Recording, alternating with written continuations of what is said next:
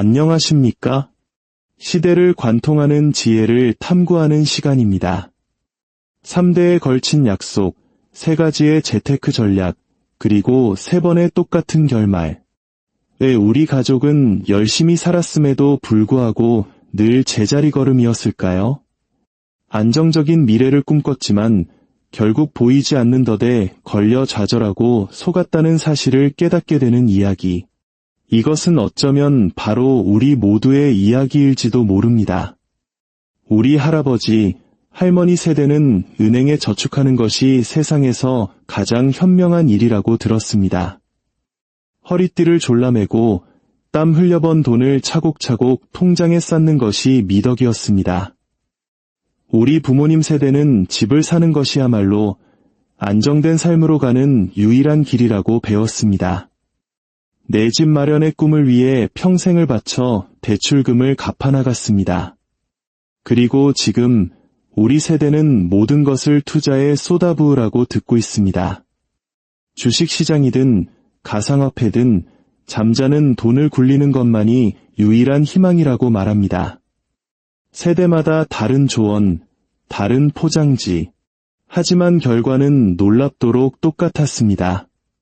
거대한 시스템은 언제나 승리했고 평범한 가정은 패배했습니다. 이것은 단순한 실수가 아닙니다. 바로 덫입니다. 당신이 불을 쌓고 있다고 믿게 만드는 동안 실제로는 보이지 않는 누군가의 불을 채워주고 있는 정교하게 설계된 덫 말입니다. 먼저 우리 할아버지, 할머니 세대의 이야기로 돌아가 보겠습니다. 그분들은 은행을 굳게 믿었습니다. 전쟁의 폐허 속에서 오직 성실함과 근면함으로 나라를 일으켰던 세대. 그분들에게 매달 월급의 일부를 떼어 은행에 넣는 것은 안전한 노후를 보장하는 신성한 의식과도 같았습니다. 정부는 저축을 장려했고 은행은 장밋빛 미래를 광고했으며 학교에서는 저축하는 어린이가 착한 어린이라고 가르쳤습니다. 저축은 책임감 있고 도덕적이며 현명한 행동이었습니다. 수백만 명의 사람들이 한치의 의심도 없이 그 길을 따랐습니다. 하지만 이 안락한 이야기 뒤에는 인플레이션이라는 소리 없는 도둑이 숨어 있었습니다. 그들이 통장에 넣어둔 모든 돈은 매일 밤 그 가치를 조금씩 잃어가고 있었습니다. 통장에 찍힌 숫자는 줄어들지 않았지만 그 숫자로 살 수 있는 것들은 극적으로 줄어들었습니다. 1970년대 2차례의 오일 쇼크가 닥쳤을 때 그 잔혹한 진실이 드러났습니다.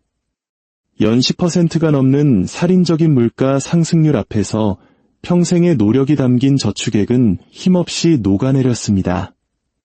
수십 년간의 절제와 희생이 조용히 불타버렸다는 사실을 깨달았을 때 그분들의 심리적 충격은 어떠했을까요? 그들은 무모한 도박꾼도 낭비벽이 심한 사람도 아니었습니다. 그들은 시스템이 옳다고 말한 것을 정확히 따랐을 뿐입니다. 하지만 그들은 패배했습니다. 우연이 아니라 바로 그렇게 설계되었기 때문입니다. 그들에게 주어진 규칙은 결코 그들을 부자로 만들어주기 위한 것이 아니었습니다. 그들을 순종적으로 만들기 위한 것이었습니다. 저축계좌는 안전이라는 환상을 만들어냈습니다. 통장 잔고를 보며 안심했지만 그 안도감은 거짓이었습니다. 인플레이션의 무서움을 깨달았을 때 반격하기엔 너무 늦어버렸습니다. 이것이 바로 현대시대의 첫 번째 거대한 금융의 덫이었습니다. 그 다음은 우리 부모님 세대입니다. 할아버지 세대의 저축이 인플레이션에 의해 허무하게 사라지는 것을 본 부모님 세대에게 새로운 복음이 나타났습니다. 저축만 하지 말고 집을 사라. 정치인, 은행, 언론은 한 목소리로 외쳤습니다. 내 집 소유는 안정, 책임감, 그리고 부의 궁극적인 상징으로 포장되었습니다. 그것은 단순한 주거 공간이 아니었습니다. 영원히 가치가 오르는 투자 상품이자 중산층으로 가는 확실한 사다리였습니다. 부동산 불패 신화. 집값은 절대로 떨어지지 않는다는 믿음이 사회를 지배했습니다. 그래서 수백만 명의 사람들이 30년 만기 주택담보대출 서류에 서명했습니다. 평생의 족쇄를 스스로 채우면서도 그것이 안전을 쌓는 길이라 확신했습니다. 하지만 그 안락한 이야기 밑에는 또 다른 덫이 도사리고 있었습니다. 집은 사람들이 믿는 것처럼 부를 쌓아주는 자산이 아니었습니다. 오히려 매달 대출 원리금, 이자, 세금, 보험료, 끝없는 수리비로 소득을 빨아들이는 거대한 하마였습니다. 하우스 푸어라는 말이 괜히 나온 게 아니었죠. 그리고 마침내 거품이 터졌습니다. 2008년 글로벌 금융위기는 전 세계를 휩쓸었고 영원할 것 같던 부동산 불패 신화는 무너졌습니다. 스페인과 아일랜드에서는 유령 도시가 된 미완성 주택단지들이 흉물처럼 남았고 미국과 영국에서도 2007년 최고점의 집을 산 사람들은 원금을 회복하는 데에만 10년 이상이 걸렸습니다. 우리 부모님들은 무모하지 않았습니다. 그들은 순종적이었습니다. 그저 안전을 보장한다고 약속된 규칙을 따랐을 뿐입니다. 하지만 그들 역시 더드로 걸어 들어갔습니다. 시스템은 새로운 것을 학습했던 겁니다. 사람들에게 빚이 곧 자산이라고 믿게 만들 수만 있다면 그들의 인생을 수십 년간 통제할 수 있다는 것을 생각해 보십시오. 내 집 마련은 단순히 재정적인 문제를 넘어 문화적인 것이었습니다. 그것은 정체성, 사회적 지위, 심지어 도덕성과도 연결되었습니다. 전세나 월세는 실패자, 무책임한 사람의 상징처럼 여겨졌고 내 집을 소유하는 것은 성공하고 사회에 소속되며 존경받을 만한 사람이 되는 길이었습니다. 이러한 문화적 프로그래밍은 수백만 명이 기꺼이 수십 년의 빚에 자신을 묵도록 만들었습니다. 그들은 자유롭다고 믿었지만 현실은 자신의 집안에 갇힌 포로였습니다. 이것이 바로 두 번째 세대의 덫이었습니다. 전략과 이야기는 달랐지만 결과는 같았습니다. 시스템은 평범한 가정에 발전하고 있다는 환상을 심어주면서 그들의 부를 조용히 빼앗아갔습니다. 그리고 이제 우리 차례입니다. 이번에 우리에게 주어진 조언은 훨씬 더 시끄럽고 빠르며 화려합니다. 저축하지 마라. 투자하라. 시장은 언제나 우상향한다. 소셜미디어의 전문가들은 소리치고 금융 인플루언서들은 화려한 수익률을 과시하며 주류 기관들조차 이를 부추깁니다. 돈을 가만히 두지 말고 일하게 만들라고 말입니다. 그래서 수백만 명이 주식, 인덱스 펀드, 암호화폐, NFT에 뛰어듭니다. 투자가 자유로 가는 새로운 길이라고 확신하면서 말입니다. 하지만 여기 불편한 진실이 있습니다. 덫은 사라지지 않았습니다. 단지 가면을 바꿨을 뿐입니다. 우리 할아버지 세대에게 저축을, 부모님 세대에게 내 집 마련을 강요했던 그 심리적 기제가 이제 우리를 향하고 있습니다. 환상은 성장이지만 현실은 위험입니다.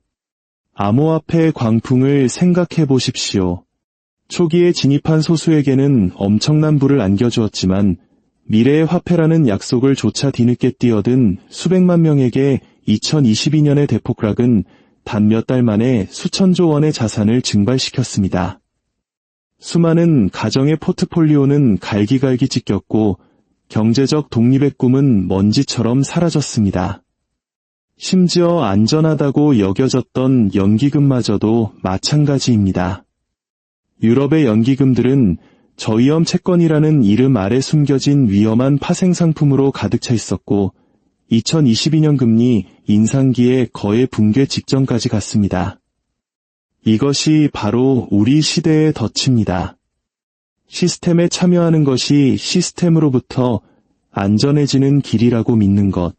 계속 투자하고 계속 적립하고 규칙을 따르기만 하면 인플레이션을 이기고 부를 쌓아 과거의 실수를 반복하지 않을 것이라고 믿는 것입니다.